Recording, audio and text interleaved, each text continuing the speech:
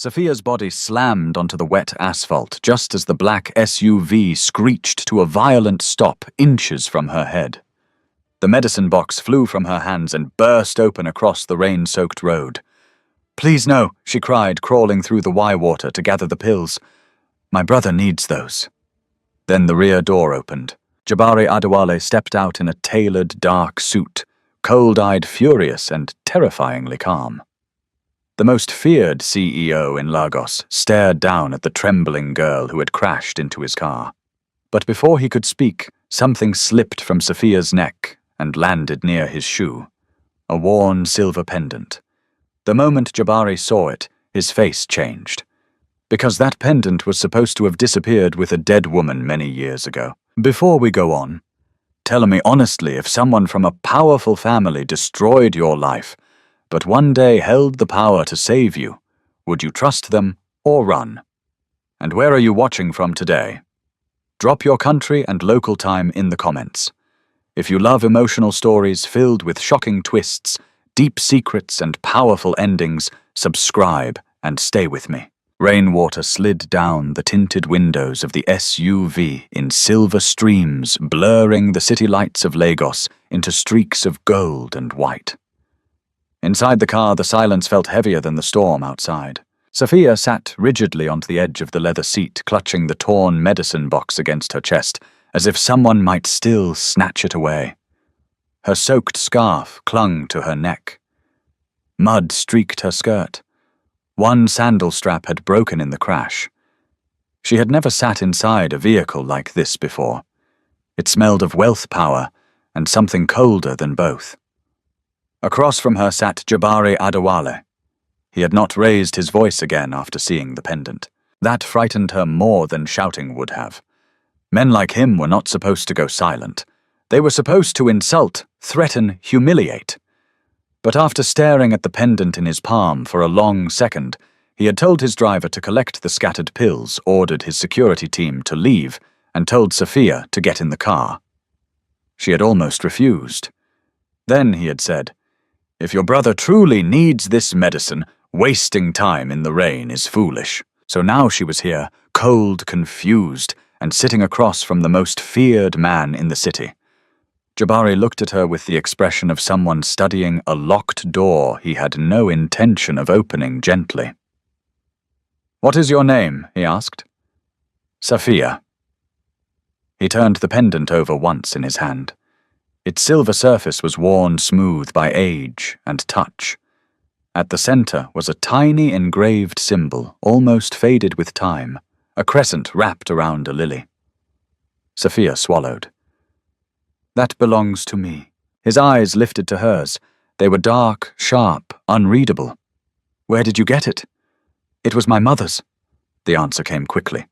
Too quickly, like something rehearsed through years of necessity. Jabari noticed. Was he repeated? Sophia looked down at the box in her lap. "She left when I was very young. Left. Not died, not disappeared, not taken." Jabari had spent his entire life around liars, opportunists, and cowards who dressed greed in soft words. He knew what it sounded like when a person hid a wound behind a sentence. He leaned back without breaking eye contact. "And she gave you that before she left?" Sophia hesitated. That hesitation was enough. "No," he said quietly. She did not. Her head snapped up. A flash of anger broke through her fear. "Why are you questioning me like a criminal? I crashed into your car. Yes, I said I was sorry. If you want money, I have none. If you want me arrested, then do it. But stop looking at me like you know anything about my life." The driver glanced nervously into the rearview mirror, but Jabari did not react. For a strange second, Sophia wished he would. His stillness was unsettling. It was not the stillness of patience. It was the stillness of someone who had frozen parts of himself long ago and learned to survive without them. He placed the pendant beside him on the seat. "You said your brother needs medicine," he said. "How old is he? 10? "What illness?" Sophia's jaw tightened. "That is none of your business. Everything connected to this pendant is my business." The words landed hard. Sophia stared at him. Rain hammered the roof of the car. Outside, motorcycles splashed through flooded streets. Somewhere in the distance a siren wailed. Then she said through clenched teeth, "He has a heart condition." That made Jabari look at her more carefully. Not at her face this time, at her hands. Her fingers were thin and reddened from work. Her nails were short, uneven, unpainted. There was a fresh scrape across one knuckle. The cuff of her blouse had been stitched twice by hand. Nothing about her looked calculated. Nothing looked polished for sympathy. Even her fear seemed inconvenient to her, as if she resented herself for showing it. "Where do you live?" he asked. She laughed once, humorless and disbelieving. "You ask questions as if I owe you answers. You crashed into my car. You almost hit me. You ran a red light. My brakes failed." He studied her face. She did not look away. That too was unusual. Most women lowered their eyes around him after a minute, some out of fear, some out of strategy, some because they wanted him to feel powerful. Jabari had learned long ago that charm was usually a mask, and tears were often a weapon. He did not trust either. Women had smiled at his father while draining the life from his household piece by piece. They had circled wealth like vultures in silk. They had whispered kindness while calculating inheritance. And at the center of all those memories stood his mother, quiet, graceful, loving, dying in a home full of people who had seen her pain and called it weakness. Jabari had been 14 when she died. 14 when he learned that softness invited cruelty. 14 when he stood beside her hospital bed and listened as she squeezed his hand with the little strength she had left and whispered, "Do not let bitterness make you unjust." He had failed that instruction almost immediately. After her death, Chief Adewale had not mourned with dignity. He had recovered with speed. Too much speed. New women began appearing in the house before the flowers at the funeral had fully withered. Some came wrapped in perfume and false concern. Some carried polished voices and hungry eyes. All of them understood one thing clearly. Access to Chief Adewale meant access to power. Jabari had watched them all, watched the way they lied, watched the way they turned grief into opportunity, watched the way his father let them. By 28, when he took control of the company after forcing weak men off the board, he had become famous for two things: brilliance and emotional cruelty. Employees feared his footsteps in the hallway. Investors admired his discipline. The press called him visionary, ruthless, untouchable. Women called him impossible. He preferred it that way. Better impossible than fooled, better cold than broken. And yet tonight, in the back of a rain-soaked SUV, a delivery girl with mud on her clothes and fury in her eyes was disrupting a silence he had spent years perfecting. He did not like it. The car slowed to a stop outside a small clinic with peeling paint and flickering lights. Sophia looked up in confusion. "Why are we here?" "Because if your brother needs medicine," Jabari said, "then I intend to confirm whether you lied." Her face burned with outrage. "You arrogant, go," he said. She stared at him, breathing hard. Then she grabbed the box and pushed open the door. Jabari watched from inside as she ran through the rain toward the clinic entrance. No hesitation, no performance, no attempt to impress him. She moved with one purpose only. Minutes later, she came back out carrying a sleeping boy wrapped in a faded blanket. Mama Zainabu shuffled beside her under a broken umbrella, her face pinched with worry. Even from inside the car, Jabari could see the child's skin was too pale, his breathing too thin. Sophia was saying something to the old woman, probably explaining where the medicine had come from. Then Tariq stirred weakly and reached for her. Not for the grandmother, for Sophia. And Sophia's whole face changed. The anger disappeared. The defensive hardness melted.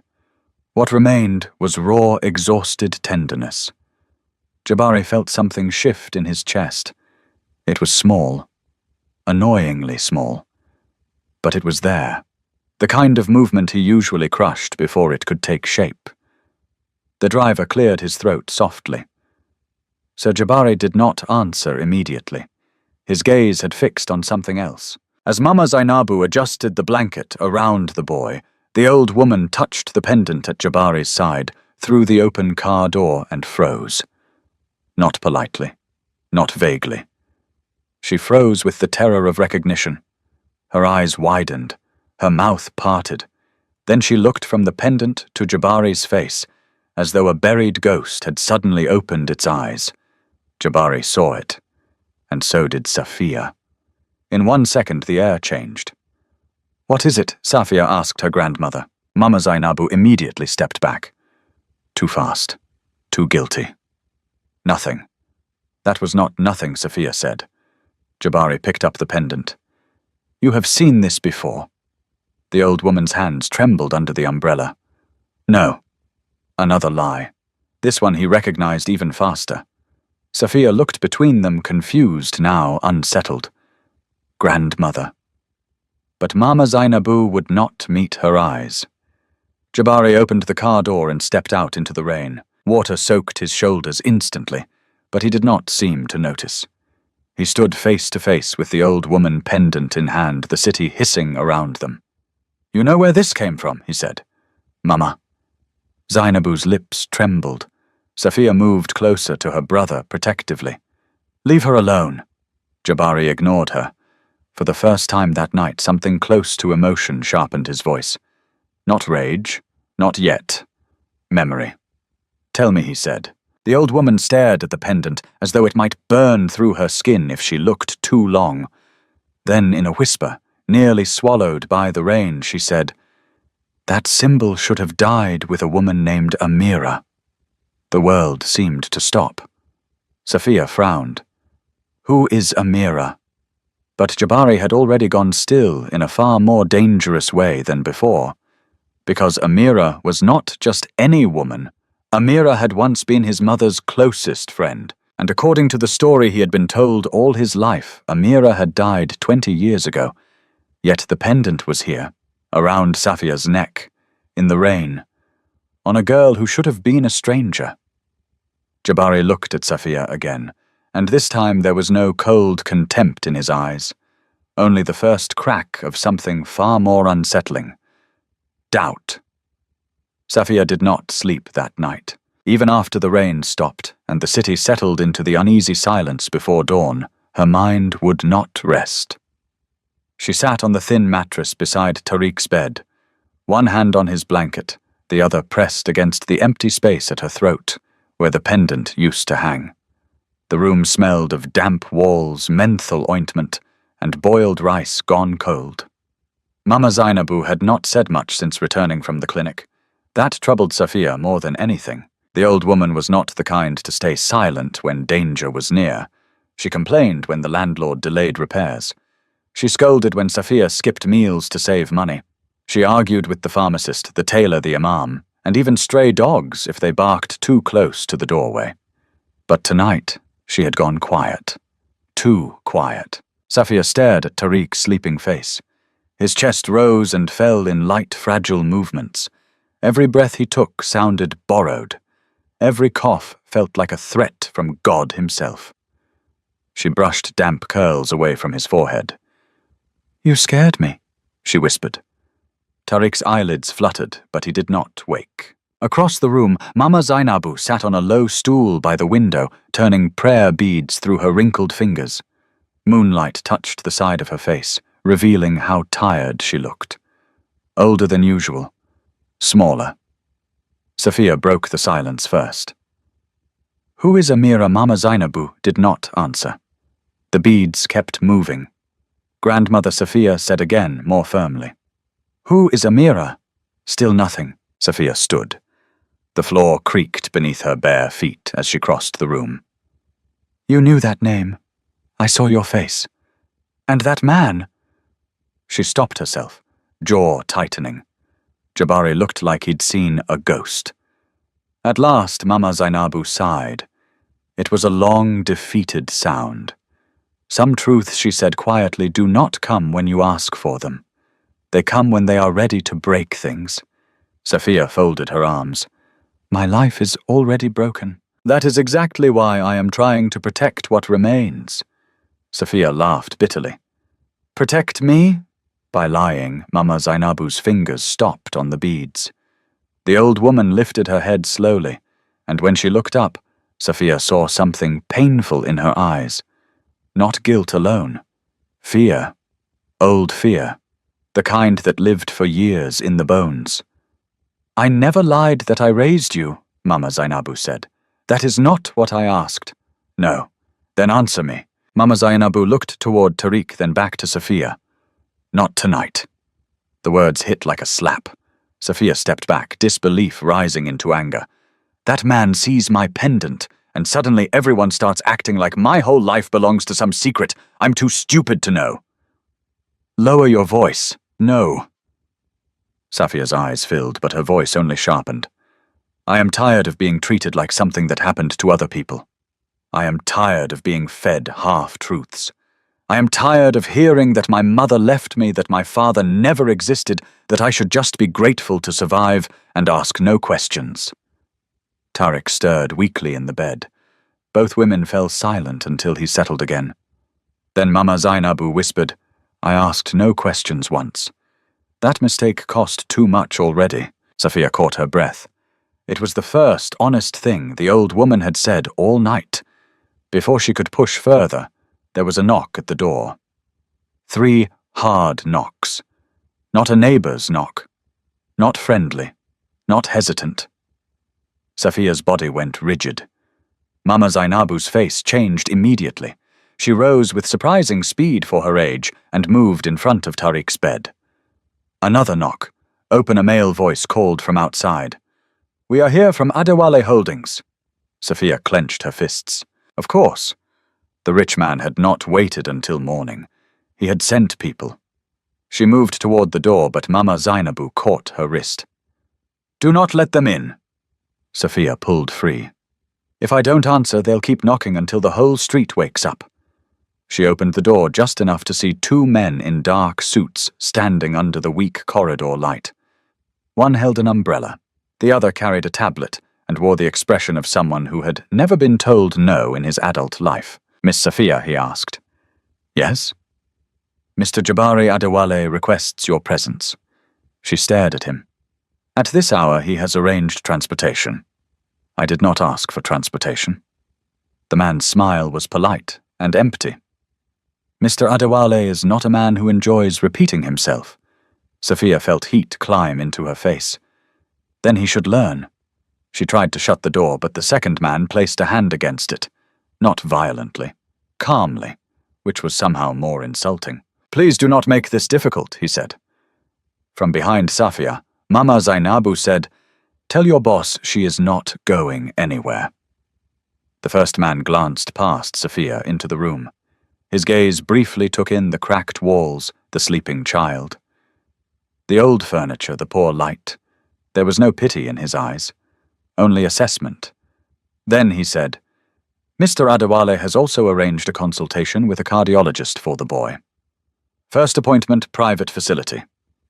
"This morning." The room went still. Safia's anger faltered. Mama Zainabu's grip on her prayer beads tightened. The man continued, "Transportation for all 3 of you has been provided." Safia hated the way her heart reacted to those words. Not gratitude, not trust. Panic, because rich men never offered help without asking for something that cost more. "What does he want?" she asked. The man lowered his tablet. "He wants answers." Safia looked back at Tariq. His breathing was shallow again. The medicine would help for now, but not forever. She knew that. The clinic doctor had said the same thing too many times with too little shame. Specialist care, tests, procedures, money that existed only in other people's lives. Jabari knew exactly where to strike, not at her pride, at her love. Safia wanted to refuse anyway, but Tariq coughed in his sleep, a small broken sound, and the decision tore itself out of her hands. 1 hour later they were inside a private medical center, so clean it did not seem real. Everything gleamed, the floors, the glass walls, the polished desk surfaces. Even the nurses moved, as if they had been trained not to disturb expensive air.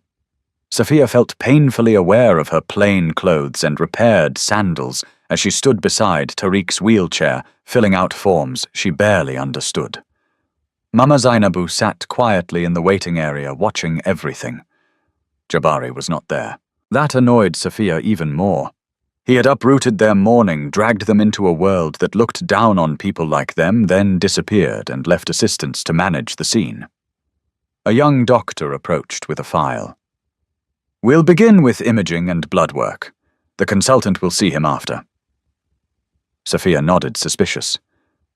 "How much?" The doctor seemed confused. "It's covered." "By whom?" He gave her a brief, awkward glance, as if the answer were obvious. "Mr. Adewale." Of course. Sophia looked away before the doctor could read the fury on her face. Tariq reached up and tugged at her sleeve. "Are we in a hotel?" Despite everything, she almost smiled. "No. It looks like one. You've never been to a hotel?" He thought for a moment. "Then I think hotels must look like this." She crouched beside him and adjusted the blanket across his knees. "Be brave for me." He gave a tiny nod that broke her heart. Hours passed in fragments. White corridors, machines humming, nurses asking questions, Mama Zainabu sitting stiffly saying almost nothing. Sophia trying to follow every word while feeling as though she had wandered into someone else's life by mistake. Then, just before noon, Jabari arrived. He walked through the medical center with the same cold precision he carried everywhere else, dressed now in a charcoal suit, his presence parting staff and silence in equal measure. He did not look at anyone for long. He did not waste movement. He looked like a man carved out of expensive stone. But when his eyes found Sophia, something flickered. Not warmth, recognition. As if he had spent the whole night trying to place her inside a puzzle he did not want solved. Sophia stood before he reached her. "You had no right," she said. He stopped a few feet away. "Your brother is receiving care. You used him to force me here. I used urgency to overcome your stubbornness." Her eyes flashed. "You think money gives you the right to rearrange people's lives?" "No," he said. "Power does." The honesty of that answer stunned her for half a second. Then it made her angrier. "You are unbelievable. I have been called worse. I'm sure you enjoyed it." His gaze shifted briefly to Mama Zainabu, who looked away at once. He noticed. Then he looked back at Sophia. "Walk with me." "No." He let a beat pass. "Then we can speak here in front of your brother." Sophia's jaw tightened. "You are cruel." Yes. He said it without defense, without apology. And somehow that was worse than denial. Sophia turned to Mama Zainabu. "Stay with him." Then she followed Jabari down the corridor. They stopped near a glass wall overlooking the parking lot below. Sunlight had finally broken through the storm clouds, washing the city in bright heat. Jabari faced her fully. "I had your pendant examined," he said. She went cold. "You what?" "It is old. Handcrafted, not common. The engraving is linked to a women's shelter that operated privately years ago under the protection of someone in my family." Sophia stared at him. He continued, "And the name Amira is not random. Then tell me who she was." "She was a woman my mother trusted." Sophia swallowed. "My grandmother recognized the name," she said carefully. "Why that Jabari said is exactly what I intend to find out." Sophia folded her arms, trying to steady herself. "And what does that have to do with me?" His eyes moved over her face in a way that made her skin tighten. For the first time he did not look at her like a nuisance. He looked at her like evidence. That he said quietly depends on whether you are ready to hear the possibility that everything you were told about your mother may be false. Sophia stopped breathing. The corridor, the hospital sounds, the sunlight, all of it seemed to fall away, because no one had ever offered her hope in that direction before. Only silence. Only absence. Only shame. She opened her mouth to answer, and a voice behind them cut through the air like a knife. Jabari. They turned. Neka Okafor stood at the end of the corridor in a flawless cream suit, elegant, furious, and very clearly not surprised to find Sophia beside him. But what chilled Sophia was not the hatred in Neka's eyes. It was the way Neka looked at her pendant, as if she knew it too. Neka Okafor did not slow down as she crossed the corridor. Her heels struck the polished floor with sharp, measured clicks, each step controlled, elegant, and hostile. Staff members greeted her with nervous smiles as she passed, but she ignored them all. Her gaze remained fixed on Sophia the entire time, cold and assessing like a woman inspecting a stain on silk. Jabari's expression did not change. That alone told Sophia this woman mattered. Neka stopped beside him, close enough to suggest familiarity, far enough to preserve her pride. She was beautiful in the kind of way that had clearly been sharpened into a weapon over many years. Her suit was perfectly tailored. Her makeup was subtle and expensive. Her smile, when it came, held no warmth at all. So she said, her voice smooth as polished glass, "The rumors are already true." Sophia frowned. "What rumors?" Neka did not answer her. She kept looking at Jabari. "You disappear from the board briefing delay. The investor call dragged the private medical team into an unscheduled case, and all for this." The word "this" landed like an insult. Sophia straightened. "I'm standing right here." Neka's eyes finally shifted to her face. "Yes, unfortunately." Jabari spoke before Sophia could. "Enough." Neka gave a soft laugh, but there was strain beneath it. "You bring a delivery girl into a private facility under company protection, and I'm the one being inappropriate. She is here because her brother needs treatment, and because of the pendant," Neka said.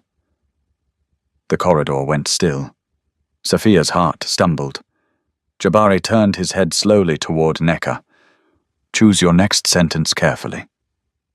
But Neka had already said too much. Sophia looked from one to the other.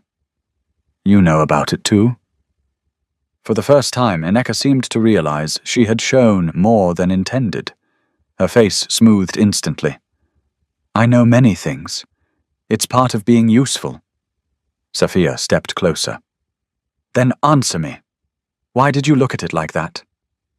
Neka smiled again this time with open contempt. "Because girls like you always think a trinket can change your destiny." Sophia's blood heated.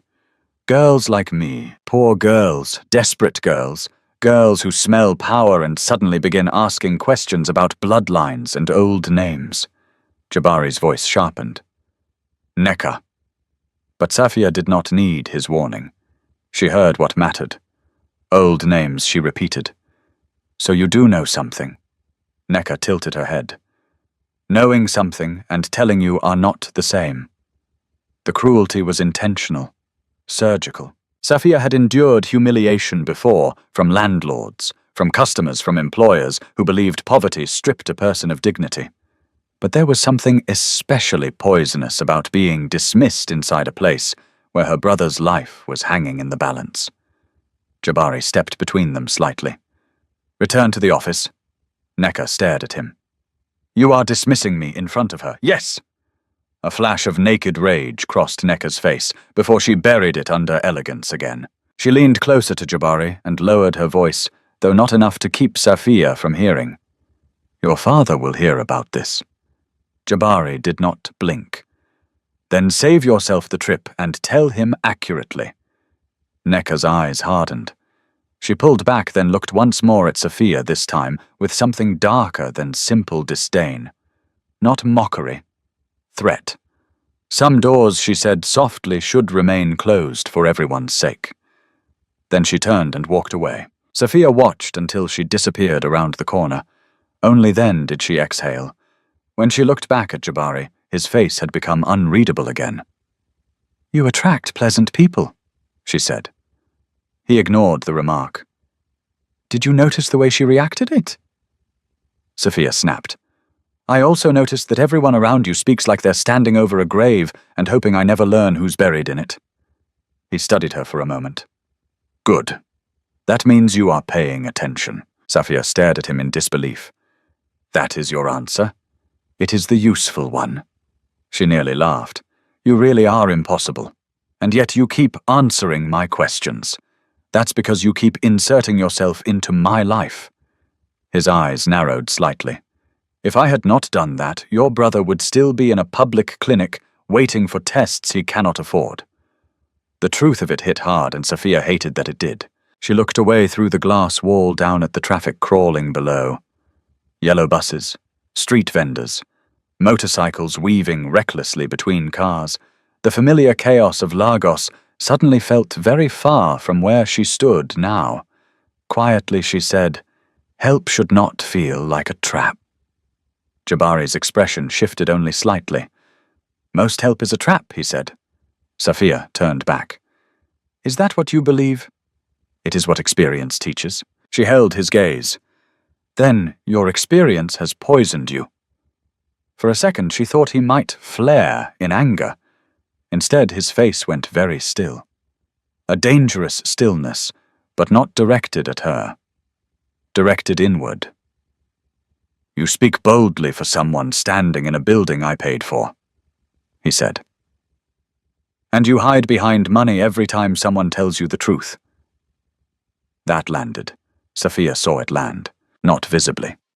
Jabari did not grimace or raise his voice, but something in his shoulders tightened, and for one brief instant his eyes looked older than before, more tired, as though her words had struck a bruise beneath armor. Before either of them could speak again, a cardiologist approached with a folder in hand. "Mr. Adewale? Miss Sophia?" Sophia turned instantly. "My brother," the doctor nodded. "He is stable for now. The medication helped, but his condition requires a more structured treatment plan. There is a valve issue, and we need further imaging to decide next steps. It's treatable, but delay would be risky." Sophia's throat closed. Treatable, yes. One word, one impossible word. Sophia had spent years hearing softer, crueler versions of no. "We'll monitor. Do your best. Keep him comfortable. Come back next month." Pray. But treatable sounded like a door cracking open after years in darkness. Her knees nearly gave way. She caught herself against the glass wall. Jabari noticed, but did not move to help. Somehow she was grateful for that. She did not think she could bear kindness from him just then. The doctor continued, "We can arrange everything quickly." Sophia asked the only question that mattered. "How much will it cost?" The doctor hesitated. Jabari answered for him. "That is handled." Sophia turned sharply. "No." Both men looked at her. "No," the doctor repeated. "No," Sophia said again, firmer now. "I will not have strangers making me disappear inside their debts." Jabari's gaze cooled. "Your brother needs treatment, not pride. My pride is the only thing nobody has managed to buy from me yet. Everything has a cost." She stepped toward him. "Then say yours clearly." A beat passed. The doctor, wise enough to sense danger, excused himself with awkward speed and retreated down the corridor. Now they were alone again. Jabari slipped one hand into his pocket, watching her with unnerving focus. "I want access." "To what?" "To the truth around you. To your grandmother. To whatever she has hidden all these years." Sophia shook her head. "You speak like I'm some file on your desk." "No," he said quietly. "A file is easier to control." The honesty of that answer unsettled her all over again. "What if I refuse?" "You won't. You sound very sure." "I am." Sophia took another step closer, anger rising because fear was rising with it. "You don't know me. I know enough. You would burn your own future to keep your brother alive, which means any path to him goes through you." Her voice dropped. "That is exactly why I do not trust you." For the first time, Jabari looked almost amused. Not warmly, but genuinely. "Good," he said. "Trust is not required." She stared at him furious. Then, before she could answer, a nurse appeared at the far end of the corridor, breathless and anxious. "Miss Sophia, please come. Your grandmother is upsetting the staff." Sophia spun around and ran. By the time she reached the waiting area, Mama Zainabu was on her feet, clutching her handbag against her chest like a shield.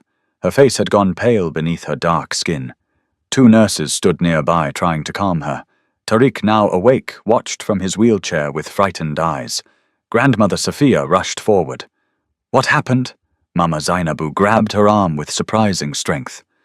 "We are leaving." "What? Why we are leaving now?" Tariq's voice trembled. "I don't want to go." Safia crouched beside him. "No one is making you go." But Mama Zainabu leaned closer, her voice shaking. "You do not understand. That woman Neneka, she saw me. She knows my face." Safia blinked. What behind her Jabari had arrived and stopped a few feet away. Mama Zainabu saw him and recoiled as if fire had entered the room. "She knows," the old woman whispered. "If Neneka recognized me, then your father must already know." The word hit the room like broken glass. "Your father. Not my father. Not his father. Your father." Safia's head turned slowly toward Jabari. He had gone completely motionless. The nurses looked confused. Tariq looked terrified. The waiting room noise seemed to fade into a distant hum. Safia's mouth went dry. "What did you just say?" Mama Zainabu realized too late what had escaped her. Her hand flew to her lips. Her whole body began to tremble. Jabari stepped forward, voice low and lethal. "Say it again." The old woman backed away. "I should not have said it." Safia felt the ground shift under her. Every buried ache of childhood, every unanswered question, every lie she had swallowed because she had no choice. They all rose at once, clawing at her throat. She looked at Mama Zainabu, then at Jabari, then back again. And in that terrible, suspended moment, she understood one thing with perfect clarity.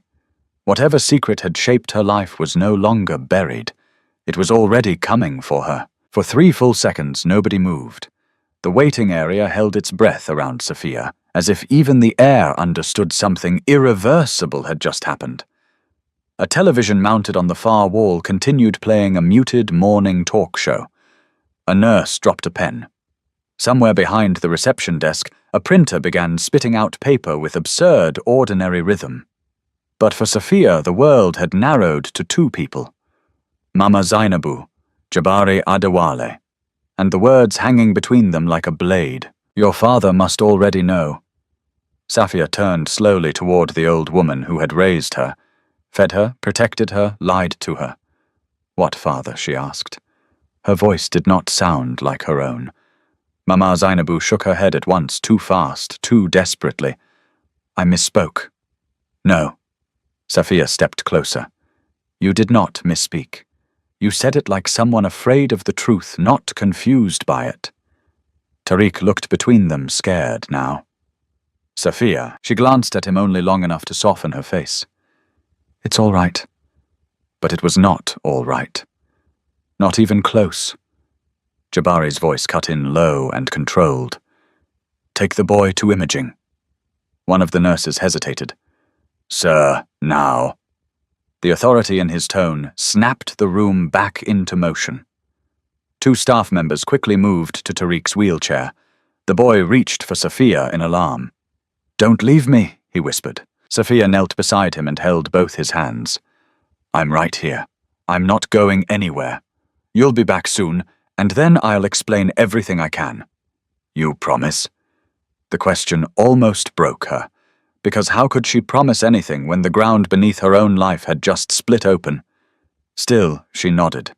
"I promise." Tariq was wheeled away. Only after he disappeared down the corridor did Safia rise again and face Mama Zainabu fully. The old woman looked smaller than ever before. Not weak, never weak, but cornered, like someone who had spent years outrunning a fire and suddenly smelled smoke in the same room. "You will tell me now," Safia said. Mama Zainabu pressed one trembling hand against her chest. "Not here. Yes, here." "Safia, no." Her voice sharpened. "All my life people have decided what I could survive. They decided what I should know, They decided what was too heavy for me, too ugly for me, too dangerous for me. I am done being protected with silence. The words echoed through the waiting area. Jabari did not interrupt. He stood a few paces away, saying nothing, but his silence was not empty. It was watchful, intent. Every line of his body looked controlled, yet Safiya could feel tension pouring off him like heat from metal under sun. Mama Zainabu closed her eyes. When she opened them again, something in her had changed. Not softened, surrendered. There was a woman, she said quietly. Her name was Amira. Safiya's pulse pounded in her throat. She came to me one night with a baby. The old woman continued. You. Safiya felt her knees weaken, but she stayed standing.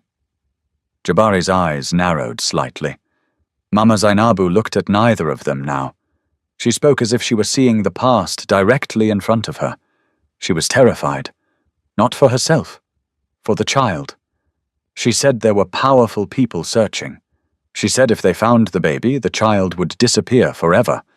Why, Safiya demanded. I did not know everything then, only enough to be afraid. Mama Zainabu's fingers curled around her bag. Amira had been helping women hide, women with children, women running from men with power. She trusted the wrong people, or maybe the right people betrayed her. I never learned the full shape of it. Jabari spoke at last. My mother funded shelters discreetly through private channels. One of them used that symbol. He did not sound surprised now. He sounded like a man fitting memory against evidence and hating the shape that emerged. Mama Zainabu nodded once. Amira knew your mother. Safiya looked sharply at Jabari. He remained still, but his jaw had tightened. My mother was told Amira died in a car fire, he said. Mama Zainabu gave a bitter little smile. That is what rich people do when truth is inconvenient. They bury a body even when there is none. Safiya's breath caught. Then my mother didn't abandon me. The sentence came out small, childlike. It carried years inside it. Mama Zainabu's eyes filled at once.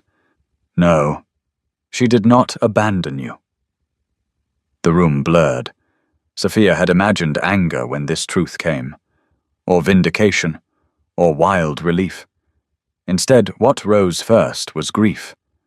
Thick, sudden, brutal grief. Because the lie she had lived with for so long had become part of her bones. She had taught herself not to wonder too much, not to hope too much, not to imagine a mother somewhere regretting, searching, grieving. She had cut that part out of herself to survive, and now the wound had opened anyway. She laughed once, but it broke in the middle and turned into a sound too close to a sob. All these years. Mama Zainabu stepped toward her. I wanted to tell you when you were older. You always said that.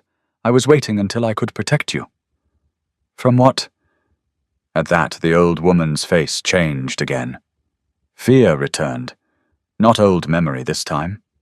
Current fear. From the edge of her vision, Safiya saw Jabari notice it too. Mama Zainabu lowered her voice. From Chief Adewale. The name struck the air like thunder.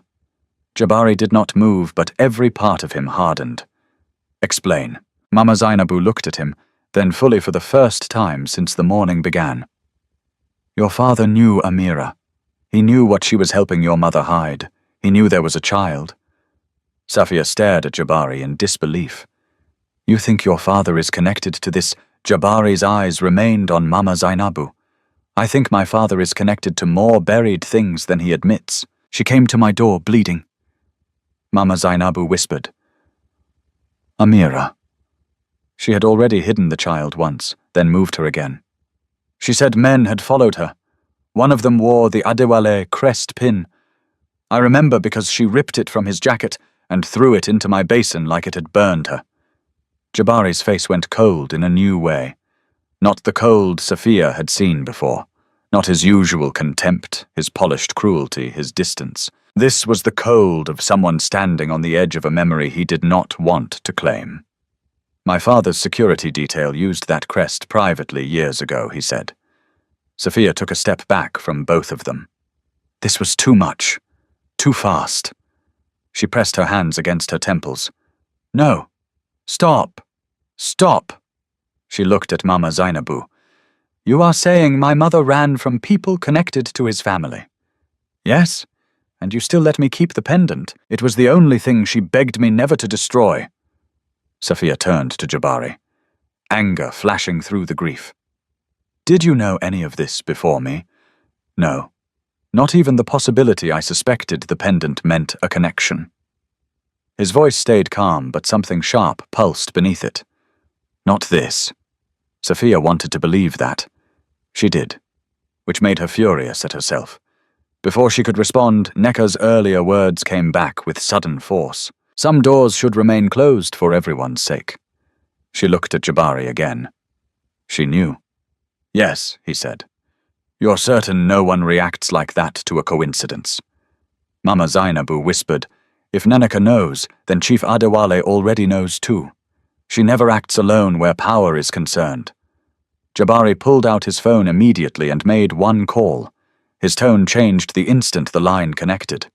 Short, exact, dangerous. Lock down internal archives on all pre-2010 charitable entities. Flag any access by board members, executive assistants, or legal. And send me everything tied to Amira Bello. He ended the call and looked at Sophia. Your mother's surname? She blinked. Bello Mama Zainabu nodded. That was the name she gave me. Jabari's eyes darkened at once as though that detail confirmed something ugly. He put the phone away. What Sophia demanded. He hesitated. That hesitation alone told her the truth would hurt. Bello was the surname of the woman who testified against one of my father's offshore holdings 19 years ago, he said. The case vanished. The witness vanished too. Sophia stared at him in horror.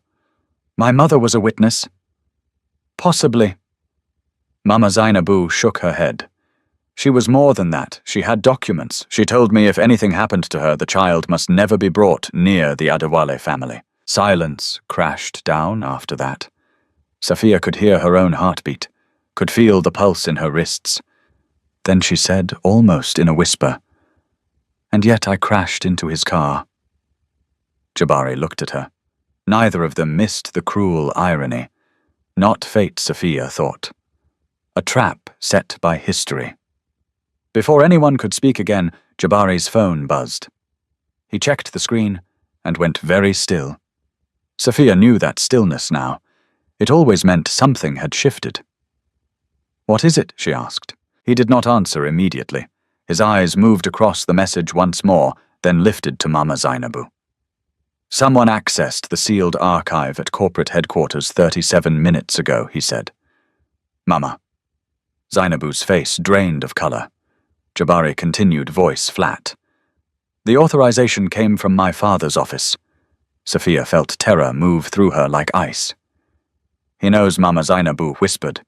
No one denied it. And then, as if summoned by the fear itself, the reception doors at the far end of the medical center slid open. 3 men in dark suits entered first. Then a fourth figure stepped in behind them with leisurely authority. Tall, silver-haired, impeccably dressed. Chief Adewale. He removed his gloves 1 finger at a time, surveyed the waiting area, and smiled when his gaze landed on Sophia.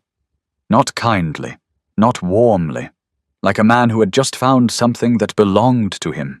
Chief Adewale moved through the medical center as though he owned not only the building, but the breath inside everyone standing there. In a way, Sophia thought maybe he did. The nurses lowered their eyes. A receptionist stood too quickly and nearly knocked over her chair. Even the security guard at the entrance straightened with the stiff panic of a man who recognized power before he recognized danger. The older man did not raise his voice. He did not need to. His authority walked ahead of him like a shadow. Sophia had seen wealthy men before. She had delivered food to compounds with gates taller than her childhood home. She had watched expensive watches flash from the wrists of men who tipped less than market women. She had learned how the rich looked through the poor as if poverty erased edges, names, histories. But Chief Adewale was different. He did not look through her. He looked directly at her, and the recognition in his eyes was far worse. Beside her, Mama Zainabu made a small, broken sound in her throat. Jabari stepped forward at once, putting himself half a pace between Sophia and his father. It was not a protective gesture, not exactly. It was a line, a warning, a refusal. "Why are you here?" Jabari asked. Chief Adewale smiled without warmth. "My son skips a board briefing, mobilizes company resources without notice, opens sealed archives, and I am expected to remain curious from afar." His gaze slid past Jabari and settled on Sophia again. "So this is the girl." Sophia hated the way the sentence landed. Not like an introduction, like confirmation. She lifted her chin. "I have a name." That amused him. "Of course you do," he said, "though names are often the least reliable part of a person's story." Jabari's voice cooled another degree. "You will not speak to her that way." Chief Adewale looked back at his son. "And how should I speak to the stranger you dragged into a private facility using company authority like a human being?" For the first time, the older man's smile thinned. "Your mother used to say things like that," he murmured. The air changed instantly. Jabari's jaw locked. Sophia did not know the full story of that dead woman yet, but she knew enough to hear the insult beneath the softness. Mama Zainabu lowered her eyes. Even now that name seemed to hurt everyone in different ways. Chief Adewale took another step forward. "I came because misunderstandings spread quickly when frightened women begin attaching old symbols to new fantasies." Sophia felt heat rise through the fear. "This is not fantasy."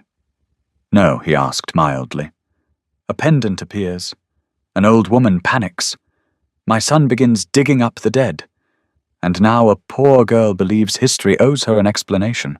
The cruelty was so calm it almost slipped under the skin before the wound registered." Almost. Sophia stepped around Jabari before he could stop her.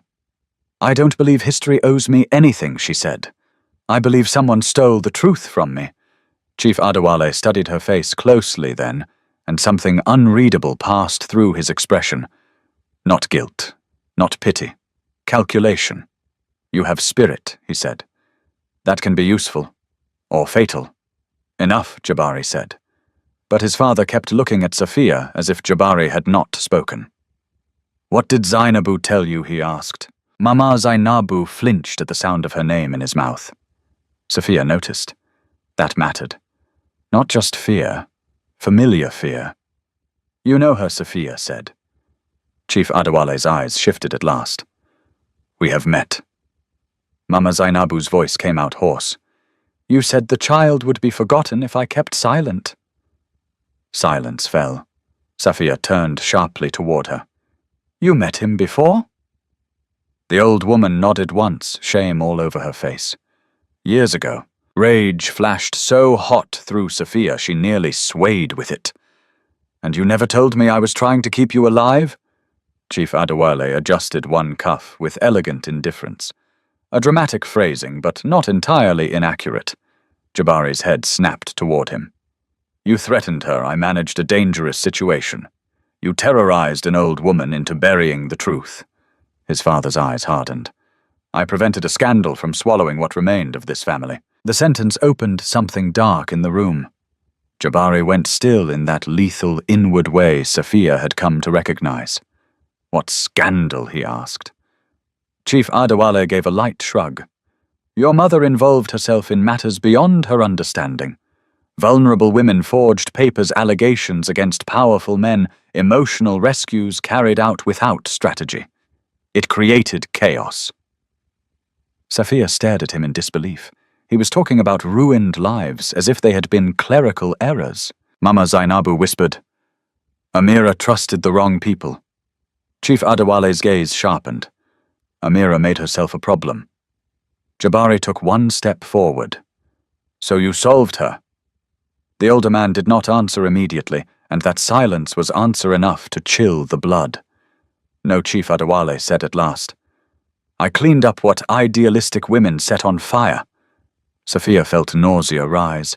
This man had buried mothers' names, histories beneath business language, and believed refinement made it moral. "What happened to Amira?" she demanded. Chief Adewale looked at her again. "You should ask whether the answer would improve your life. It would improve my truth." "Truth," he repeated with faint contempt. "The poor worship truth, because it is the only inheritance they imagine cannot be taxed. But truth destroys far more lives than hunger ever will." Sophia had no words for a second. Then she found them all at once. "No," she said. "Men like you destroy lives. Truth only exposes it." For the first time, something genuinely cold entered his expression. Jabari noticed. So did she. But she did not step back. Chief Adewale exhaled lightly through his nose. "You do have her temper." Jabari's head turned. "Who's—" The older man looked almost annoyed that he had said too much. Sophia's heart slammed against her ribs. Whose temper Chief Adewale said nothing. Jabari's voice cut across the waiting room like a blade. "Answer her." The older man's gaze moved between them, assessing the damage, measuring what could still be controlled. Then he said Amira's. Mama Zainabu covered her mouth. Sophia felt as if the floor had disappeared beneath her. Not because it was full confirmation, but because it was not denial. Chief Adewale had seen Amira in her. That meant something. Too much. Jabari stepped closer to his father, lowering his voice. "Did you know who she was the moment you walked in?" "Yes." The answer was immediate. Brutal. Sophia's pulse roared in her ears. "Then who am I?" Chief Adewale finally looked directly at her, and for one brief moment the mask slipped. Not enough to show mercy. Only memory. That, he said, depends on which version survived. Before Sophia could demand more, a nurse rushed back into the waiting area, pale and breathless. "Miss Sophia, your brother?" Sophia spun around. "What happened?" The sedative triggered a reaction. "The doctors need consent for emergency intervention." Everything shattered at once. She ran. Down the corridor past white walls and swinging doors, with footsteps behind her, she did not bother to identify. When she reached the procedure room entrance, 2 doctors were already speaking fast over each other. Oxygen levels, pressure, transfer, consent forms. Sophia grabbed the clipboard with shaking hands. The words blurred. "I'll sign," she said. "Whatever he needs, I'll sign." Her hand trembled so violently the pen scratched across the wrong line first. Then another hand steadied the paper. Jabari's. Not touching her. Touching the board. Anchoring it. She hated that she was grateful. A doctor looked up. "We may need surgical authorization if the next imaging confirms deterioration." "How bad?" Safia asked. "Serious," he said honestly. "But not hopeless. Not hopeless." Those words should have comforted her. Instead, they made her want to scream because hope was beginning to feel like another weapon powerful people used only when it suited them. She signed. The doctors disappeared with Tariq. The hallway swallowed the noise. And when Sophia turned back, Chief Adewale was standing at the far end near the elevator. Gloved hands clasped behind his back, watching everything with unreadable calm. Then his phone rang. He answered without taking his eyes off Sophia. "Yes," he said. A pause. No delay it. Another pause. "If the archive file cannot be contained, retrieve the original witness ledger." Jabari heard it too. Sophia saw his face change instantly. Witness ledger. Original. Retrieve. Not deny. Not dismiss. Retrieve. Jabari strode toward his father with sudden, terrifying purpose. "What ledger?" Chief Adewale ended the call. "Careful, son." "What ledger?" Jabari repeated. The older man's voice dropped. "The kind that ruins families." Jabari's eyes went flat with fury. "You buried evidence. I protected this name. You buried women." Chief Adewale said nothing. And in that silence, Safia understood the full shape of the horror for the first time. This was bigger than abandonment, bigger than one missing mother, bigger than a pendant and an old lie, There had been others, other women hidden, other children erased, other truths filed away under the empire of a man who believed power made him editor of reality. Then Chief Adewale looked at Sophia one last time and said, "If the boy survives, take the gift and walk away. Dig further, and you will learn how expensive blood can become." The elevator doors opened behind him. He stepped inside. They closed, and as the numbers above the elevator began to descend, Jabari did not move. He stood frozen in the corridor, staring at the metal doors as if all the years of his life had just rearranged themselves into something unrecognizable. Then he said very quietly, "I need to show you something." Sophia looked at him, hollow and shaking. Wat Jabari turned toward her at last. "My mother left a recording," he said. "I found it this morning." His voice was steady. His eyes were not. "And I think he said she was trying to protect you." Sophia followed Jabari into a private consultation room at the end of the cardiology wing, but it did not feel like entering safety. It felt like stepping deeper into a storm. The room was too bright, too clean, too quiet. A long glass window looked over the city where Lagos gleamed under hard afternoon sun, as if nothing terrible had ever happened inside its buildings. On one side stood a desk with a monitor, a locked cabinet, and 2 leather chairs no one seemed ready to sit in. On the other, a small speaker had already been connected to Jabari's phone. He closed the door behind them. Sophia remained standing. So did he. For a moment, neither spoke. They had both heard too much in too little time. Her brother was behind emergency doors. His father had practically confessed to burying women witnesses' records' lives. And now there was a recording from a dead woman who had become a shadow over both their histories. Sophia folded her arms around herself. "Play it." Jabari's hand tightened around the phone. "Before I do understand something, I found this in a storage drive hidden among my mother's personal effects. The file was mislabeled. Someone wanted it lost, but not completely destroyed. I have only listened once. That is 1 time more than me." He gave a single, tight nod. Then he pressed play. At first there was only static, a crackle, a faint hum. Somewhere in the background, the sound of a fan turning slowly. Then a woman's voice emerged, fragile with fatigue, but unmistakably gentle. Sophia felt it before she understood it. Something in her chest reacted with a shock too old to name.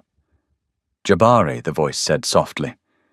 "If you are hearing this, then either I failed, or you became brave enough to search where your father told you never to look." Jabari's jaw tightened. The recording continued. "There is no safe way to leave these words. So I will leave them hidden and pray that truth reaches you before cruelty hardens you beyond recognition." Sophia closed her eyes for a second. The woman sounded tired. Not weak, not defeated. Tired in the way only truly good people sounded when they had spent themselves protecting others in a house full of wolves. "I need you to remember, Amira," the voice said. "Everyone will tell you she betrayed us. That is a lie. She saved women your father wanted erased from his ledgers, from his deals, from his shame.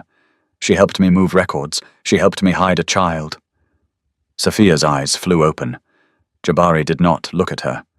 He stood rigidly facing the speaker as though even blinking might fracture what remained of his control. The voice on the recording faltered briefly, as if the speaker had shifted or winced in pain.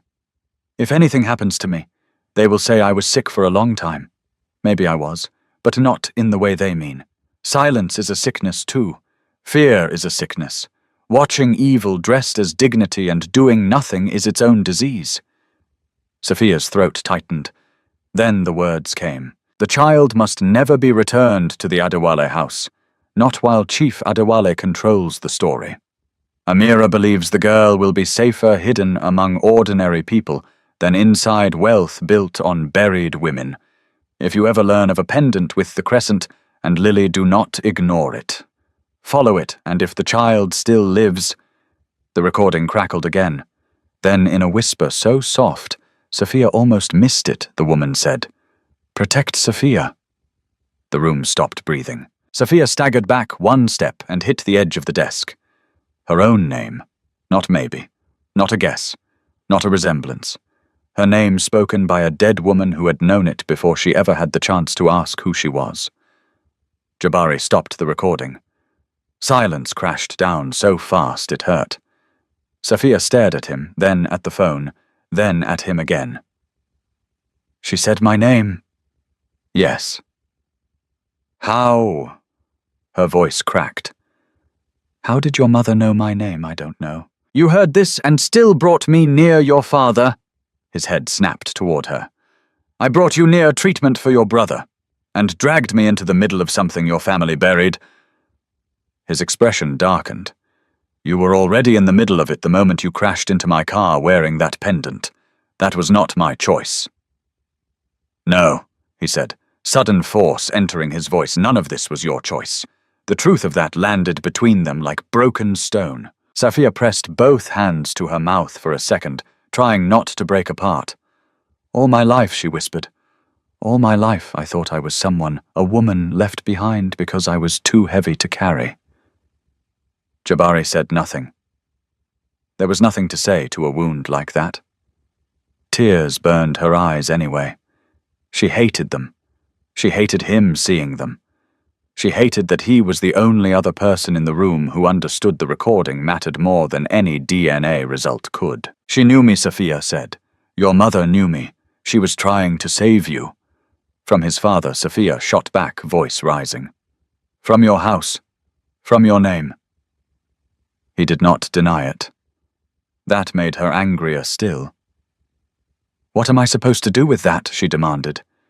Be grateful.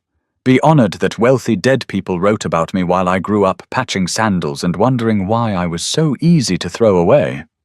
Jabari's eyes flared. Then the control came back. Not fully. Just enough to keep his anger from becoming violence. My mother did not throw you away. No, Safia said bitterly. Apparently everyone just passed me around as a secret. Jabari inhaled once through his nose. I know what my father is. Do you? She said. Do you really? Because you speak like this is revelation. But I think part of you always knew. That hit harder than she expected. He looked away, only for a moment, but Safia saw it, and because she saw it, she went further. You knew he was cruel, she said. You knew women around him disappeared into silence. You knew your mother died in a house ruled by fear, and instead of fighting it, you became another version of the same cold. Jabari's face changed. Something dark moved behind his eyes, not at her, not exactly, but at the accusation, because it was too close to something he had avoided naming. He took one step toward her. Be careful. Safia laughed through tears. There it is. What the truth you hate. She pointed at him with a shaking hand. You despise your father, but you built your life in his image where it suited you. You punish people before they can betray you. You use power before anyone can use it on you. You call it discipline, intelligence control. But it is fear. His jaw locked. That is enough. No. She was crying openly now, but the anger kept her upright.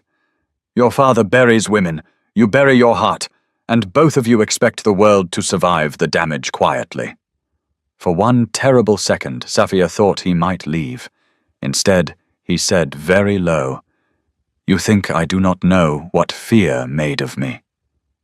The room went still again, because this time his voice did not sound cold. It sounded cut open. He looked at the window rather than at her. When my mother died, he said, I watched people come to the house with polished shoes and lowered voices. I watched women who had smiled at her begin speaking about her rooms as if she had already become furniture. I watched my father move on before the soil over her grave had settled. Do you understand what that does to a boy? Safia swallowed hard but stayed silent. It teaches him softness is prey, Jabari said. It teaches him love is a weakness others can smell.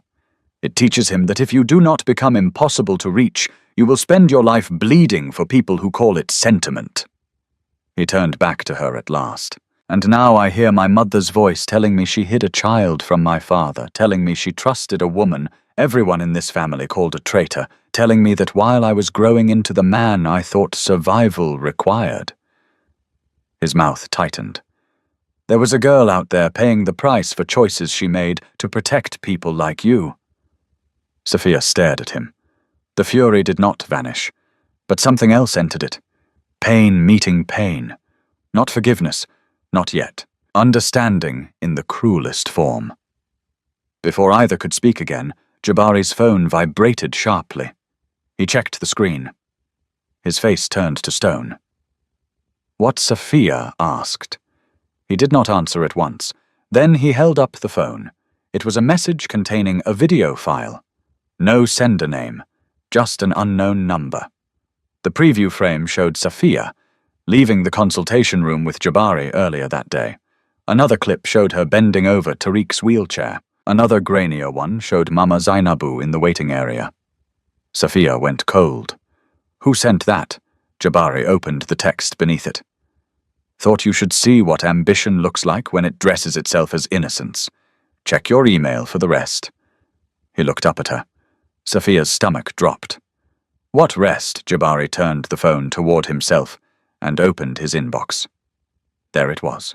A package of edited footage from multiple camera angles inside the hospital, cut to make it appear that Sophia had intentionally targeted him, staged the crash, manipulated the medical emergency, and coached Mama Zainabu into a performance. The clips were timed, trimmed, and arranged with vicious precision. At the top was one line. Before this reaches the board and media, ask yourself whether she came to you by accident. Sophia's face drained of color. No. Jabari watched the screen, did not speak, and that silence was suddenly more frightening than anything else in the room, because for the first time since the recording, Sophia could see the old wound waking inside him, the one that turned tenderness into suspicion, suspicion into cruelty. She stepped back. Jabari, she said, voice low and shaking, look at me. He lifted his eyes slowly, but what she saw there made her blood run cold. Not certainty, not trust, doubt. The doubt in Jabari's eyes lasted only a second, but for Sophia that second was enough to tear open everything the recording had just tried to heal. She stepped back again, as if distance alone might protect her from the old cruelty rising inside him. No, she said softly. Don't do that. Jabari's jaw tightened. I'm thinking. You're retreating. His voice sharpened. A manipulated video package appears within minutes of my father leaving this floor, and you expect me not to examine it. I expect you to remember what your mother just said. Sophia pointed at the phone in his hand. She trusted my mother. She named me. She told you to protect me. And I also expect myself not to walk blindly into a trap. The word trap struck like acid. Sophia laughed once, bitter and disbelieving. There it is. Your first instinct. Not grief. Not truth. Not the fact that your father practically confirmed he buried my life. No. A woman stands in front of you, and the first thing you ask is whether she planned it. That is not what I said. It is what you meant. Jabari did not answer. His silence confirmed enough. Sophia felt something inside her harden, not because she had stopped hurting, but because hurt had nowhere safe to go. Open the rest, she said. He looked at her. What? The email. All of it. If someone wants to poison your mind, then let's see the full poison. For a moment he did not move. Then he set the phone on the desk and opened the attached files one by one. There were more clips. Sophia outside the hospital entrance arriving in the company car. Sophia speaking urgently with a nurse. Mama Zainabu flinching when Neka appeared in the corridor. One shot from the medical center parking lot showing the SUV that had brought them there. Everything arranged to suggest coordination. Everything edited to erase context. Then came a final file. Audio only. A woman's voice that sounded enough like Sophia to be dangerous said, Once I get close to him, the old man will panic. Then we'll have leverage. Sophia went still. That isn't me. Jabari looked at her unreadable. She took a step toward him. That is not me. I know it may be altered. Maybe...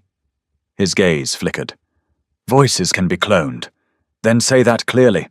Her voice rose. Say you know this is fake. Jabari's control was visibly straining now. I know someone wants me to distrust you, but part of you already does. Another silence. Too telling. Sophia felt the humiliation physically, like heat in her face and pressure in her chest. Not because a stranger doubted her. Because this was the man whose mother had just spoken her name from the grave. The man who had looked at her minutes ago like the truth might finally matter more than blood. And still all it took was one poisoned message to drag him back toward suspicion. She nodded slowly. You really are his son. That landed. Hard. His expression changed instantly. Be careful. No, Sophia said. You be careful. Because right now, the only difference between you and Chief Adewale is that he lies politely. Jabari's eyes flashed. Then the door burst open. An assistant from the medical floor hurried in breathless. Mr. Adewale's security just flagged a data breach in the hospital server. Someone accessed imaging schedules, patient files, internal cameras. Jabari moved at once. When, within the last 20 minutes... Of course, Sophia thought. Not just the corporate archive. Now the hospital too. This was no random intimidation. Someone was wiping tracks, collecting leverage, shaping the battlefield. Jabari was already issuing orders. Lock external network access. Pull hallway feeds from the last 2 hours. Mirror them offline before anything else is touched. The assistant nodded and rushed out. Sophia stood very still, because suddenly the doubt in his eyes mattered less than the speed of the attack. Whoever was doing this was not only trying to separate them, they were racing to erase something. Jabari turned back to her. Stay here. She almost laughed. Absolutely not. This is no longer a request. Good. Then I don't need to refuse politely. He took a step toward her. Sophia, listen to me. No. She matched the step. My mother's life was stolen in secret. My childhood was stolen in secret. You don't get to put me in another room while your family decides what truth survives. For a moment he looked ready to argue. Then something in her face stopped him. Not obedience, not fear, resolve. He exhaled once. Fine. But stay with me. They moved fast through the administrative wing, down 2 secured corridors and into a small hospital IT room crowded with monitors. 3 technicians were already working in panic. Camera feeds flickered across screens, elevators, lobbies, hallways, parking areas. Jabari stepped beside the nearest monitor.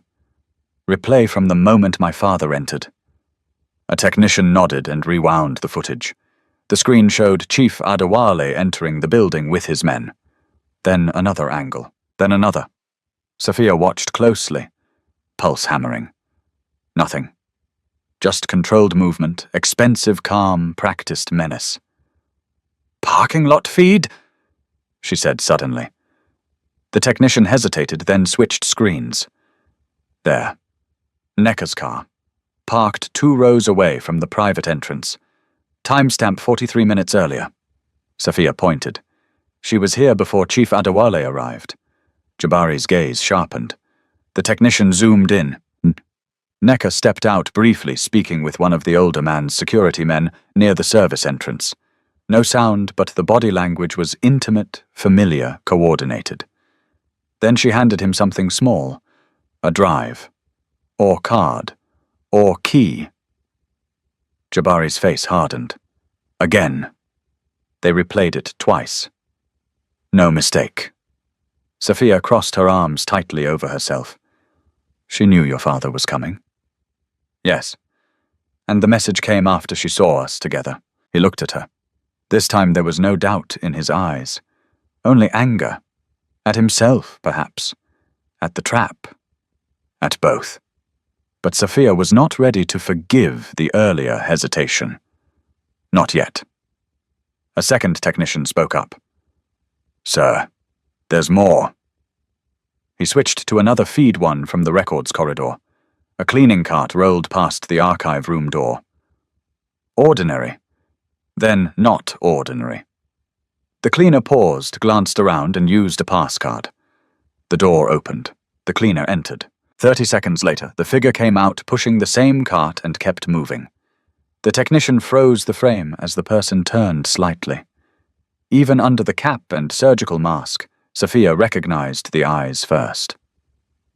Mama Ife, the woman from the gala who had seen her pendant and fled. Sophia's breath caught. That's her. Jabari looked sharply at her. You're certain? Yes. A third monitor lit up with an incoming call request from security downstairs. Jabari accepted it. A guard's voice came through, tense and hurried. Sir, an older woman is demanding to see Miss Sophia. She says she won't leave. She's crying. Jabari and Sophia looked at each other. Mama Ife, Sophia said. Bring her up, Jabari ordered. 10 minutes later, Mama Ife stood in front of them in the IT room, wrapped in an expensive shawl that could not hide how badly she was shaking. In daylight, she looked even older than she had at the gala, but not fragile. Terrified, yes. Haunted, certainly, but not fragile. The moment she saw Sophia, tears filled her eyes. Oh God, she whispered, you have her face. Sophia went cold. Whose face? Mama Ife looked from Sophia to Jabari and back again, as if weighing which danger was greater, silence or truth. Jabari spoke first. You broke into the records corridor. Mama Ife laughed once brokenly. If I wanted to harm you, boy, I would not come through the front entrance begging to be let in. Then why were you there to see whether the file was still alive before your father killed it for good? That shut everyone up. Mama Ife pressed trembling fingers to her lips, then lowered them. I worked with Amira, she said. And with your mother. She nodded once toward Jabari. Not in public. Never in public. Women came to us when men with titles wanted their babies gone, or their names erased, or their testimony bought. We moved records. We moved mothers. Sometimes we moved children. Sophia could barely breathe. My mother, Mama Ife, looked straight at her. Your mother was not just hiding from Chief Adewale. She was hiding because she had proof. Proof of what the older woman's voice broke. That some of the children hidden through the shelters were not random cases. They were tied to board members, ministers, financiers, men who used charity to bury scandal. Jabari's face turned lethal. A trafficking ledger. Mama Ife closed her eyes. Not trafficking in the street market sense people imagine. Something cleaner, richer, more respectable. Babies reassigned. Mothers paid, threatened, disappeared. Paternity buried. Witnesses moved. Records rewritten. Safia felt physically ill. And then Mama Ife said the words that shattered what remained of the room. Amira died because she copied the ledger. Your mother died because she tried to hide one child before the ledger could claim her. Sophia's voice came out raw. Mi Mama Ife nodded through tears. Yes. Silence fell again. Then Jabari asked the most dangerous question yet. Where is the original ledger now? Mama Ife looked at him with dread. I think she whispered, your father is trying to retrieve it before you do. Before anyone could respond, every monitor in the room went black. One by one, feed after feed, camera after camera. The lights flickered overhead. A technician swore. Then the backup system kicked in with a chime, and one screen returned not to hospital footage, but to a single message in white text over black. Last warning. Walk away from the girl, Jabari. The next life lost will be on your conscience. And beneath it a still image appeared. Tariq, on a hospital bed, alone. For one suspended second, no one in the IT room moved. The image of Tariq on the black screen did not flicker. It remained steady, sharp, deliberate. He lay small and pale beneath a hospital blanket. One arm exposed oxygen tubing near his face, his eyes closed. The angle of the shot made it clear this was not an official medical camera. It had been taken from close range, secretly, intimately. Sophia felt all the blood leave her body. Then she ran. Not thinking, not breathing, not listening, just running. She shoved through the IT room door, raced into the corridor, and nearly collided with a nurse wheeling supplies. Somewhere behind her, voices rose: Jabari barking orders, technicians shouting Mama Ife, calling her name, but they all blurred into meaningless noise. There was only one truth in Sophia's body now. They had reached Tariq. The hallways stretched endlessly, white and polished and cruel.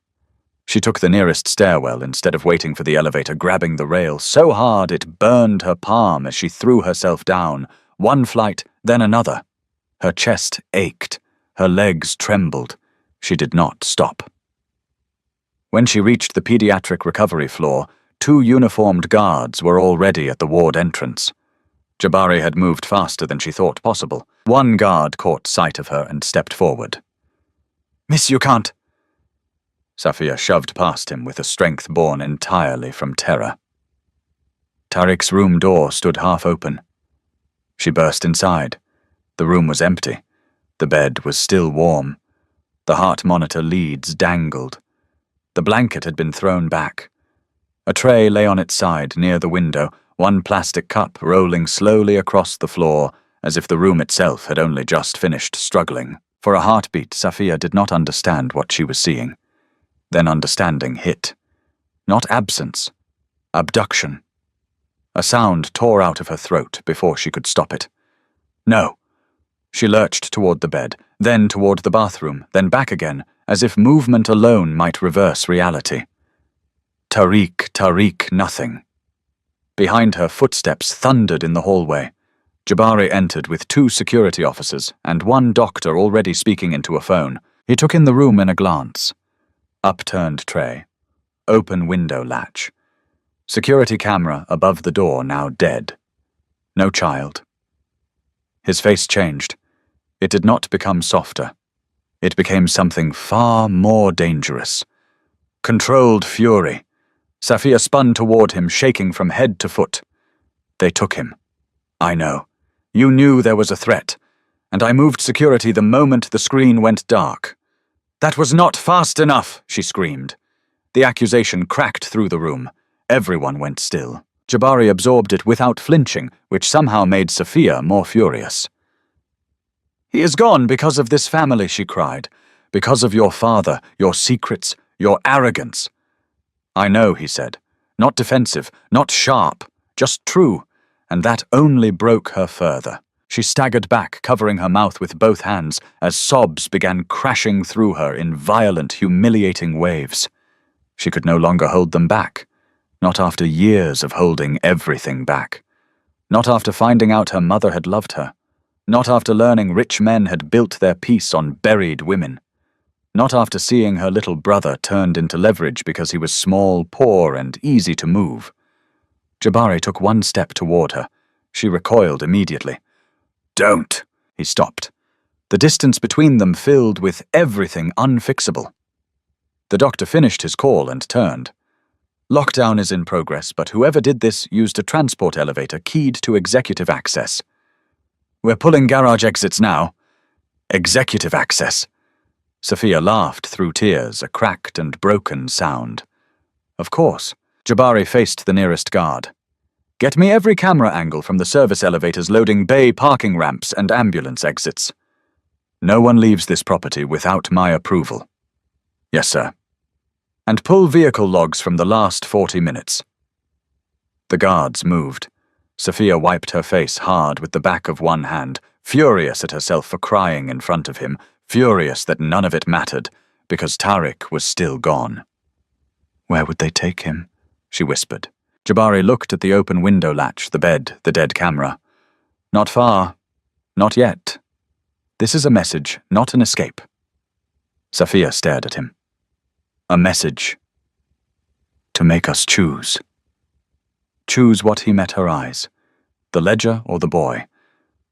The room seemed to tilt. Behind him, Mama Ife appeared in the doorway, pale and shaking. One look at the empty bed told her enough. She pressed a hand to her chest. "Oh God," she whispered. "He started sooner than I feared." Sophia rounded on her.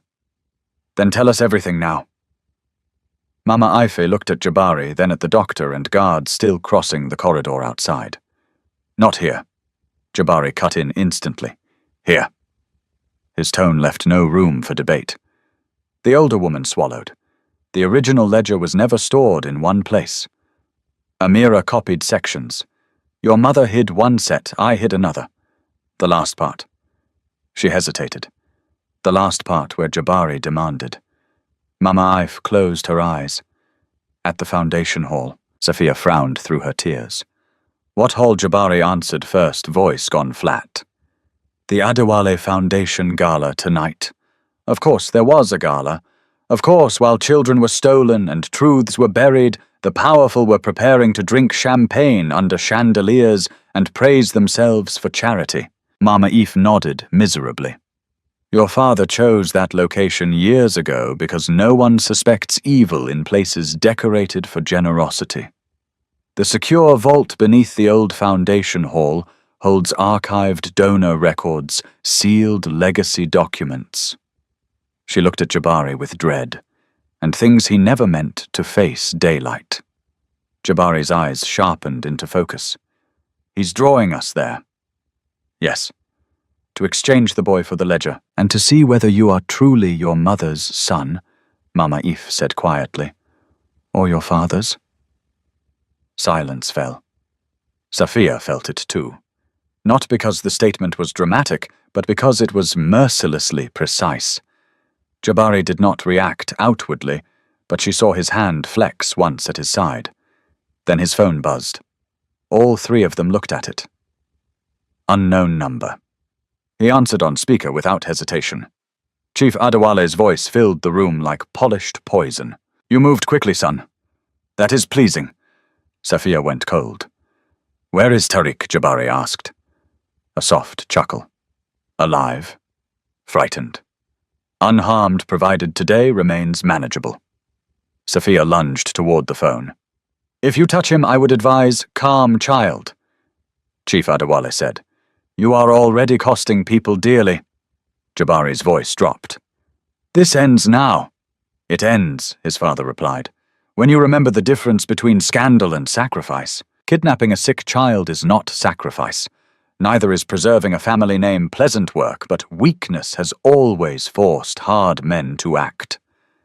Sophia felt sick with rage. Every word from that man came wrapped in civility, and every layer of civility hid another corpse. What do you want? Jabari asked. Attend the foundation event tonight. Bring the girl. Bring Zainabu. Bring Ife if she still wishes to revisit old sins. And come alone where it matters. And Tariq, you will see him when I see the ledger. Jabari's voice sharpened. You said you wanted to retrieve it. That means you do not have it. A pause. Just long enough. Then Chief Adewale said, Do not grow clever at the expense of the boy. The call ended. Jabari looked at Mama Ife.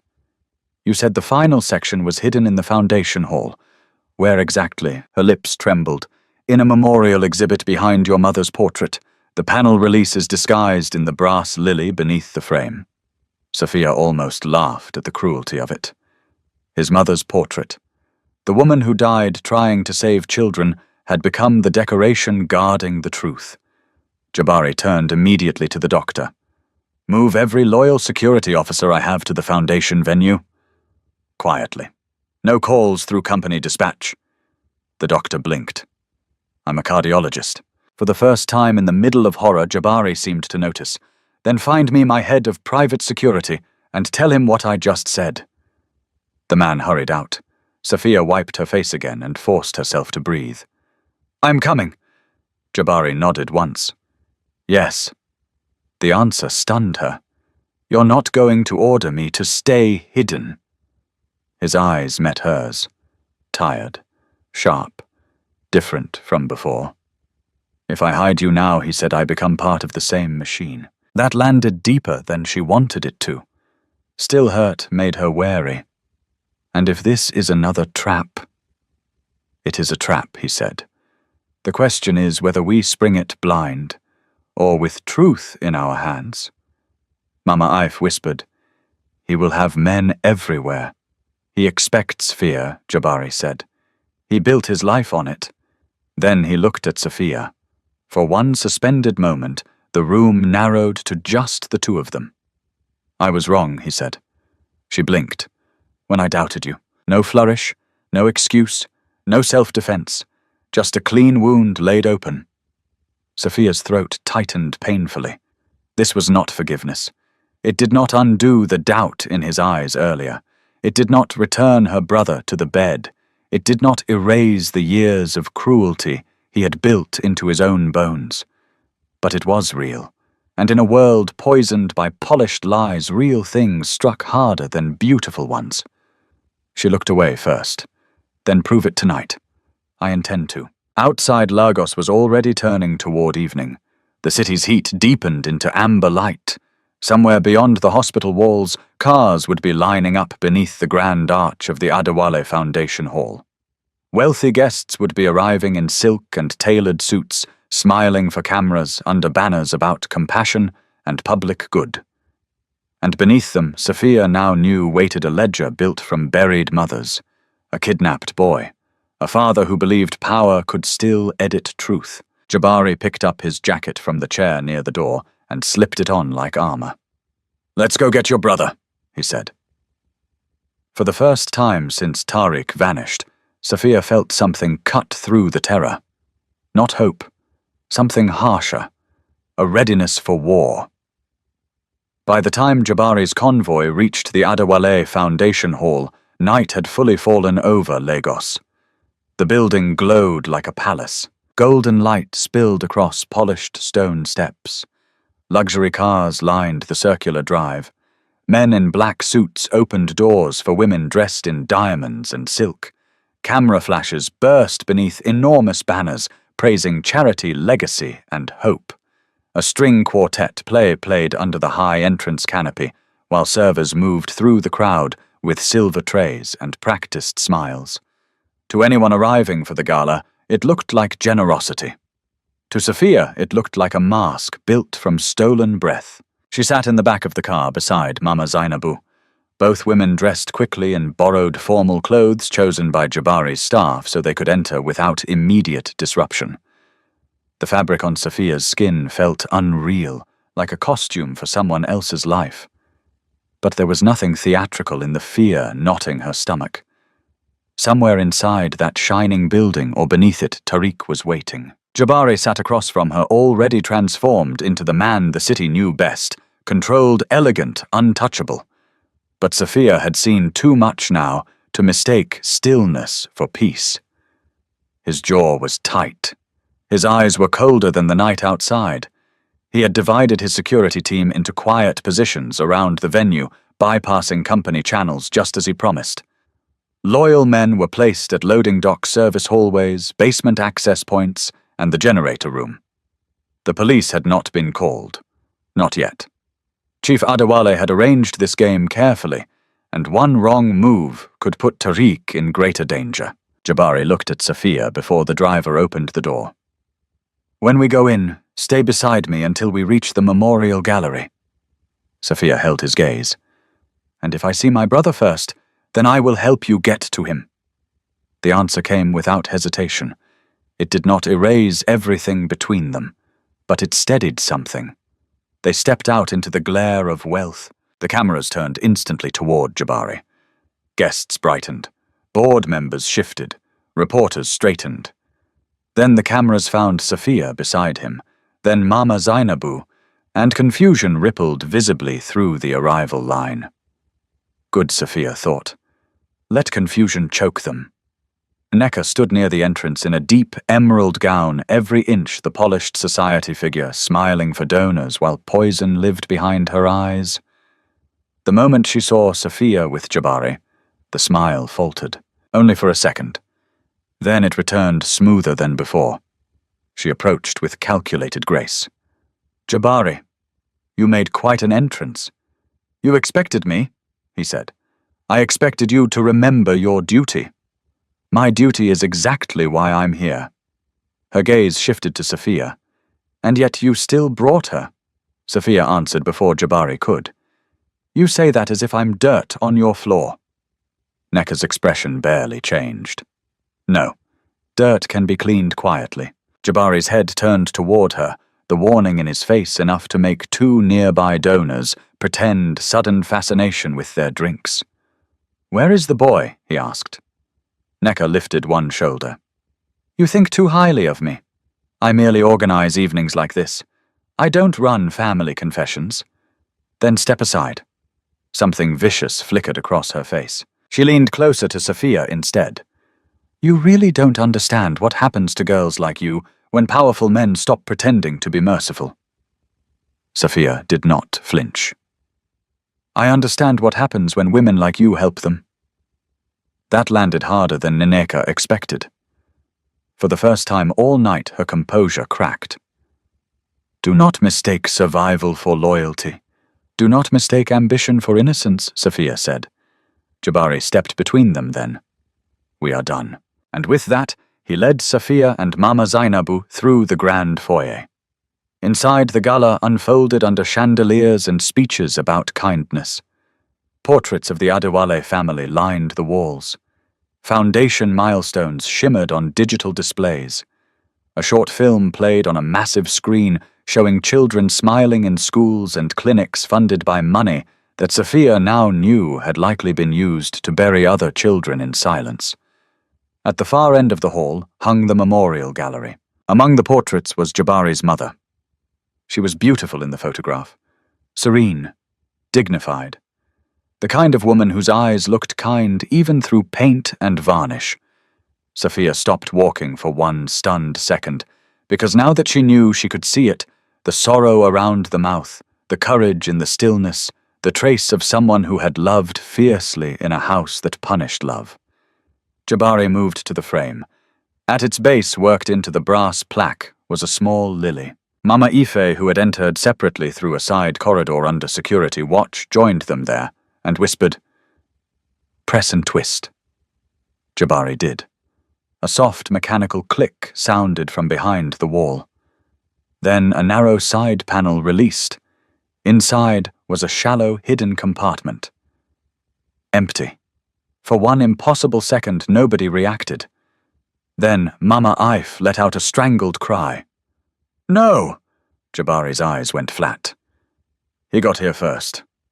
A slow clap sounded behind them. Chief Adewale emerged from the shadowed archway beyond the gallery, elegant as ever, flanked by two security men and Nekka at his side. Several high-profile guests had begun drifting nearby, sensing tension under the refined surface. Board members lingered at a distance. Musicians had faltered mid-piece.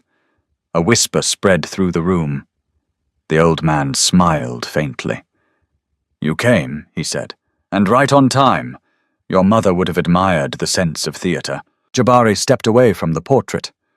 Where is Tariq? Chief Adewale glanced toward the ballroom stage. Alive. Close. Safer than most truths in this building. Sophia's hands curled into fists. Show me my brother. You are in no position to demand. Then neither are you, Jabari said. His father's gaze sharpened. Careful. You are still my son, and you are still a man who mistakes fear for obedience. That sentence landed across the room like a gunshot. People closer now were openly listening. Phones had begun to appear discreetly in hands. Nekka noticed and stiffened. Chief Adewale's tone cooled. This spectacle helps no one, Good Jabari said. Then let's stop pretending. He turned not to the family but to the ballroom, to the guests, to the cameras already pointed their way. His voice carried effortlessly through the stunned silence. This gala, he said, was built to celebrate generosity. Instead, it stands tonight over evidence of fraud, coercion, falsified records, and crimes committed under the protection of the Adewale name. Gasps broke across the room. Board members began shouting at once. One donor tried to leave, another raised a phone higher. Nekka moved toward Jabari, furious, but one of his private guards stepped smoothly into her path. Chief Adewale's mask slipped for the first time. "What are you doing? What my mother should never have had to die trying to do," Jabari said. Then he raised his own phone and sent a signal. At once, the massive presentation screens around the gala flickered. The foundation film vanished. In its place appeared files, scanned ledger pages, bank transfers, names blacked out where necessary, but enough left visible to implicate men in power, shell charities, sealed witness payments, falsified adoptions, and buried paternity records. Then came audio, his mother's voice, brief and clear, naming Amira, naming the child, warning against Chief Adewale. Finally came stills from the hospital footage. The archive breach and Nneka passing a device to one of Chief Adewale's men. The ballroom exploded. Shouts.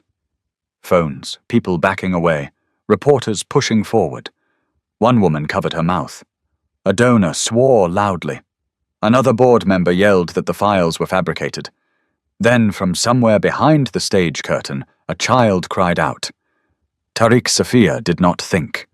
She ran. Jabari moved at the same instant, reaching the backstage area just as one of Chief Adewale's men tried to drag Tariq through a service exit in a wheelchair.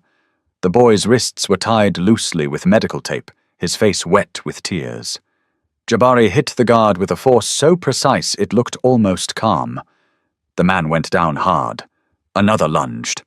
Jabari turned and drove him into the stage wall before he could reach for a weapon.